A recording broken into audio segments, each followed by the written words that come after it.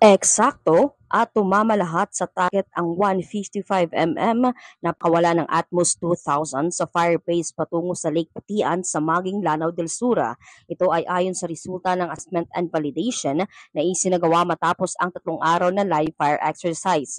Ayon kay 10th Field Artillery Battalion Commander Lieutenant Colonel Mark Espirito, nagsagawa ng 3 araw na live fire exercise ang 10th Field Artillery Battalion Artillery Regiment upang matiyak ang kahandaan at kausayan ng mga personahe sa paggamit ng makabagong Atmos 2000. Ang purpose naman talaga ng ating ginagawa na tawag namin dito FAGPT or Field Artillery Gunnery Proficiency Training is to ensure that our personnel and our equipment at ito nga nakita natin sa likod natin ng mga kanyon are operationally ready. No? So meaning, pagka nangailangan yung ating mga troops on the field, our foot troops on the ground, nandyan yung ating indirect fire support to support them during encounters with the enemy. Tiniyak din ng opisyal na ligtas at walang buhay at ari-arian na nasira sa naturang live fire exercise dahil nagsagawa muna sila ng assessment sa lugar na babagsakan ng mga bala ng Atmos. Dagdag pa ni 3rd SP Battery Commander Joelito Pizon, nagsagawa rin sila ng audio loudspeaker operation at assessment sa lugar.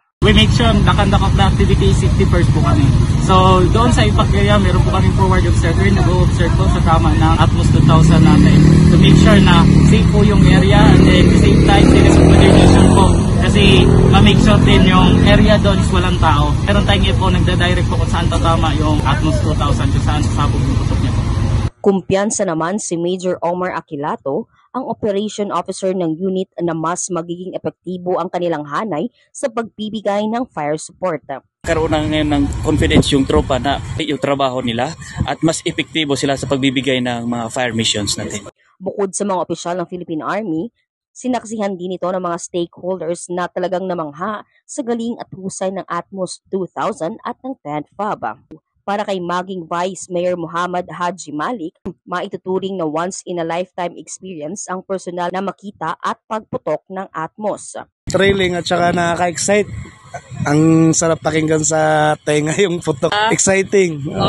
Of course, masaya din kasi first time ko nga eh. Naging matagumpay ang 3 araw na aktibidad sa tulong ng komunidad at 55th IB, Philippine Army.